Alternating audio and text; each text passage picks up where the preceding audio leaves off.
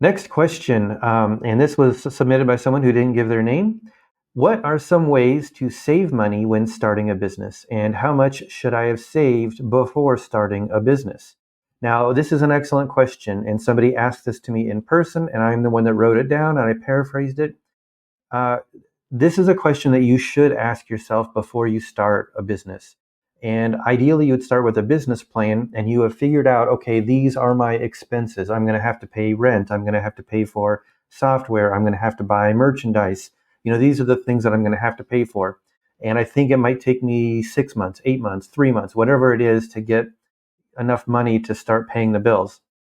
Well, that's how much money you're going to need to save before starting your business. And I can tell you from personal experience, starting this law firm, that you're going to need more than you think. And so it is a very, very good idea to have more in savings than you think you might need. Now the good news is that if you are doing the things that I've told you, and so hopefully you've talked to me, watched my videos, read my blog posts, and you know here's the things that businesses should do. Like for example, charge a reasonable fee for your services and products, have a good healthy profit margin, and various other things. Then even though your business is not self-sustaining, it should be producing revenue to offset how much money you need to get out of savings. So for example, let's say that in order to run your business, you need $6,000 a month. And after 3 months, you've started to have a steady income of $1,500 per month. That's good. Ideally, after month 2, it would be 2,000, and then it would keep working its way up. But that's another $1,500 you don't need to pull out of savings. So that's a good sign, something that you want to hopefully obtain. Okay, so what are some ways to save money when starting a business? This is what I suggest. I'm going to use this scenario. Let's say that there is a couple and they both have jobs, and one person he let's just say that he makes $70,000 a year, and the other person, let's say it's a she makes $55,000 per year, and she wants to go start her own business. So the first thing that I would do is I would adjust your budget so that you can reduce the family's dependence on her income.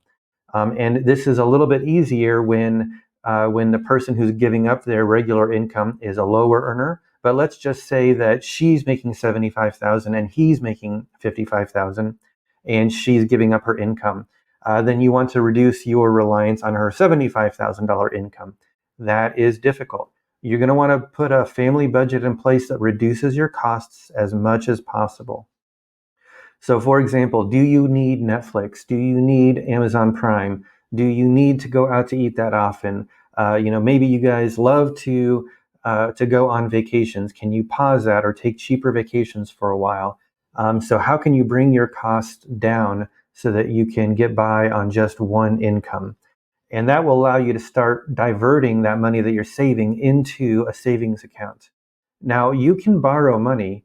I do encourage you to do this cost reduction, this budget reduction exercise, even if you're going to borrow money, because the fact is that the more money you save, the less money you spend, then the less money you have to borrow, the less money you have to take out of savings. And so still, you're going to want to reduce your budget and your dependence on that second income. Uh, you might say, you know what, we're going to downsize our housing budget. Maybe we're going to live with a family member or take on a roommate or something like that who's going to help cover our expenses. These are good ideas. I strongly suggest these things. But reduce your household expenses.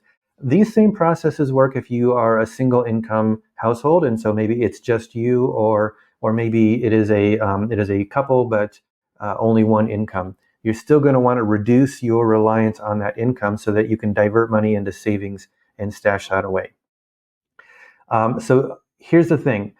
I love to see businesses speed up the time that it takes to start making money. And so you've probably already seen some of our social posts about reducing the time to first dollar. This is something I'm very, very passionate about and something that I want to encourage you to do.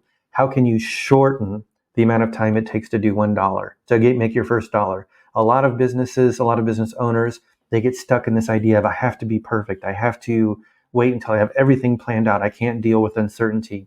call me if you feel that way, because what we want to do is we want to see income coming in faster. Ideally, what happens is you have an idea. Well, what's the quickest thing I can do to see if my idea is valid? And how can we see, okay, what will people pay for this idea? And if the answer is, no one's going to pay for it, then you need to adapt your idea. And the shorter time periods you spend on doing these tests of generating income, then the more experiments you can do to find the one that actually works. All right, so hopefully that's a good answer. If you feel worried about how you can launch your business and make enough money and what you need to do to start, please, please, please call me. I help with that.